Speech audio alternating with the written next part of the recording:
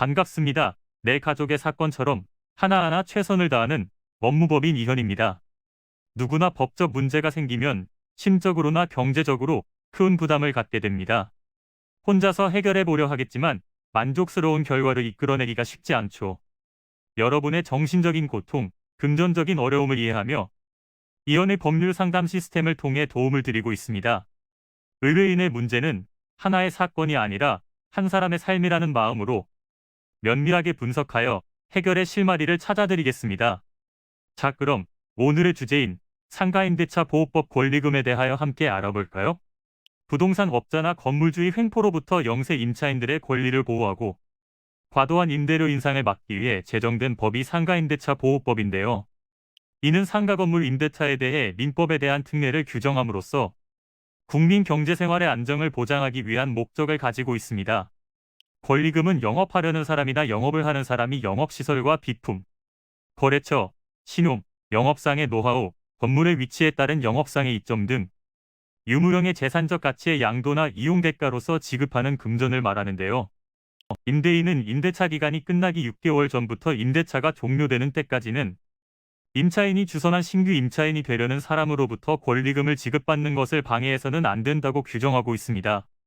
방해하는 행위로는 임차인이 지급받는 것을 못하도록 하는 행위, 임차인이 주선한 새로운 임차인에게 권리금을 요구하거나 수수하는 행위, 현저히 고액의 차임과 보증금을 요구하는 행위 등이 있습니다. 또한 정당한 사유 없이 임대인이 임차인이 주선한 신규 임차인이 되려는 사람과 임대차 계약의 체결을 거절하는 행위 역시 방해하는 것으로 인정하고 있습니다.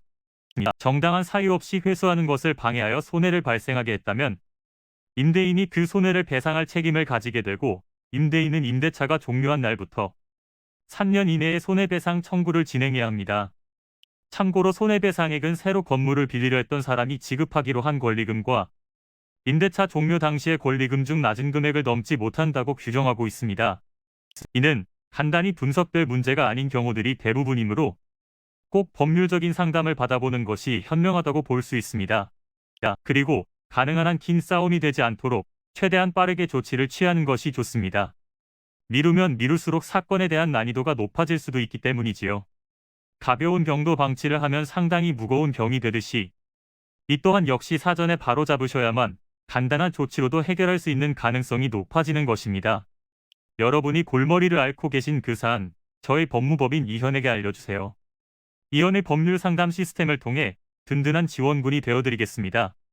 간혹 변호사가 아닌 사무장 등과 상담하는 줄로 오해하시는 분들이 계시는데 이는 전혀 아니며 저희 법무법인 이현은 변호사와 1대1로 상담이 이루어진다는 점을 다시 한번 꼭 알려드립니다. 저희는 하나의 분야가 아닌 민사, 형사, 가사뿐만 아니라 비송사건 등 모든 것을 추구하고 있는 종합 로펌입니다. 가장 궁금해하시는 사건의 해결 가능성과 해결의 키포인트, 예상되는 문제점과 해결 방안 등을 총망라하여 종합적인 시각으로 안내해드리고 있습니다. 보다 정확한 상담을 위해 전국, 전 지역 상담 접수를 먼저 실시하오니 해당 화면에 보이는 번호로 먼저 연락을 주시면 친절한 안내를 도와드리도록 하겠습니다. 인터넷으로 법무법인 이현을 검색 후 홈페이지를 살펴보시고 와도 좋습니다.